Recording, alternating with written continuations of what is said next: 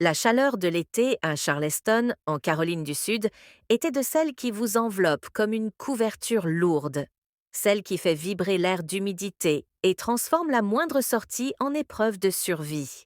J'étais Sophie Turner, 22 ans, travaillant à mi-temps dans un café tout en terminant mon diplôme en design graphique. Mon petit appartement était mon refuge, du moins d'habitude. Mais cette semaine-là, mon refuge m'avait trahi. La climatisation était tombée en panne un jeudi matin, en pleine vague de chaleur qui semblait sans fin. Mon propriétaire, M. Hall, avait marmonné quelque chose comme «Un technicien passera bientôt», ce qui, en langage de propriétaire, pouvait signifier «d'ici la fin du siècle». J'étais donc là, assise dans mon salon, toutes les fenêtres grandes ouvertes, le ventilateur à fond, un verre de limonade fondue à moitié vide à côté de moi. Mes cheveux étaient humides à force de m'asperger d'eau. Ma colocataire, Lena, était partie passer le week-end chez ses parents, me laissant fondre en paix. Du moins, c'est ce que je croyais. Le vendredi soir, j'avais accepté mon sort. 3 jours de chaleur, de solitude et de vieux films en streaming jusqu'à ce que le réparateur daigne apparaître. Je venais juste de sortir d'une douche glacée, enroulée dans une serviette, en fredonnant doucement tout en fouillant dans mon placard à la recherche de quelque chose de léger à porter. C'est alors que j'ai entendu la porte d'entrée s'ouvrir. Je me suis figée. La porte a grincé, puis une voix a retenti. «Léna, t'es là?» Avant que je ne puisse répondre, un grand type est apparu dans le couloir, Ethan Reynolds, le cousin de Léna. J'avais entendu parler de lui, celui qui venait de terminer ses études et traversait la ville pour un entretien d'embauche.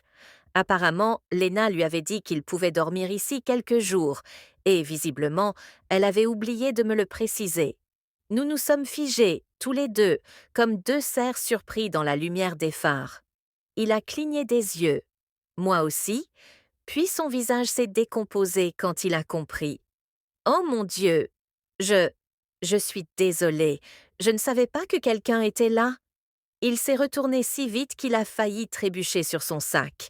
Mon cœur battait à tout rompre pendant que je resserrais ma serviette autour de moi. «C'est bon», ai-je réussi à dire. «Juste, frappe la prochaine fois, d'accord?» «Oui, oui, bien sûr, je te le promets», répondit-il, rouge jusqu'aux oreilles, avant de s'éclipser dans le salon. Quand la porte s'est refermée, j'ai enfoui ma tête dans mes mains. Parfait, juste parfait. J'avais rencontré le cousin de ma coloc à moitié nue. Cette nuit-là, je suis restée enfermée dans ma chambre.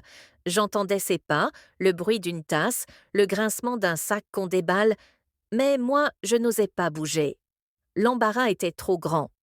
Le lendemain matin, pourtant, une odeur de pancakes a envahi le couloir, et mon estomac a eu raison de ma fierté.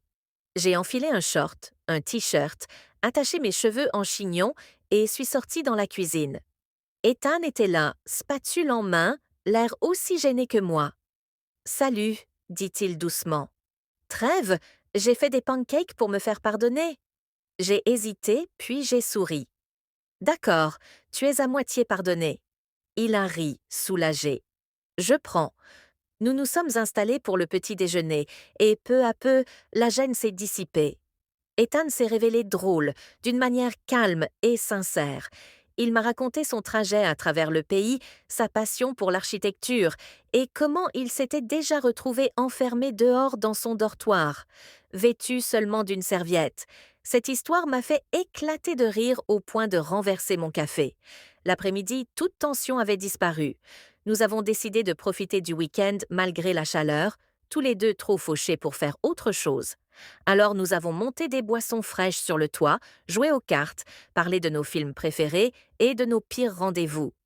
Quand l'électricité a sauté ce soir-là, évidemment, nous nous sommes retrouvés sur le balcon, éclairés par quelques bougies, regardant les lumières de la ville au loin.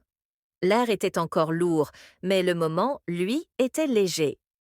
«Ce n'est pas exactement comme ça que j'imaginais mon week-end», ai-je dit en souriant. «Moi non plus», répondit-il en riant. «Mais au fond, je suis content que ça se soit passé comme ça. Le dimanche soir, quand Lena est rentrée, elle nous a trouvés sur le canapé, partageant un bol de glace et riant devant une vidéo stupide. Elle a levé un sourcil. Eh bien, on dirait que vous avez survécu à la canicule sans trop de dégâts. Ethan et moi avons échangé un regard complice avant d'éclater de rire. Ce week-end est devenu l'une de ces histoires qu'on raconte toujours avec le sourire. Chaque fois qu'Ethan repassait par chez nous, il frappait à ma porte en disant d'une voix solennelle « Permission d'entrer, mademoiselle Turner ?» Et je répondais « Seulement si tu apportes des pancakes.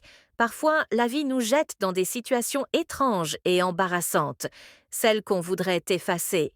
Mais avec un peu de chance, elles se transforment en quelque chose de beau. » Pour moi, ce week-end étouffant à Charleston est devenu le début d'une amitié, et peut-être même d'un sentiment un peu plus doux.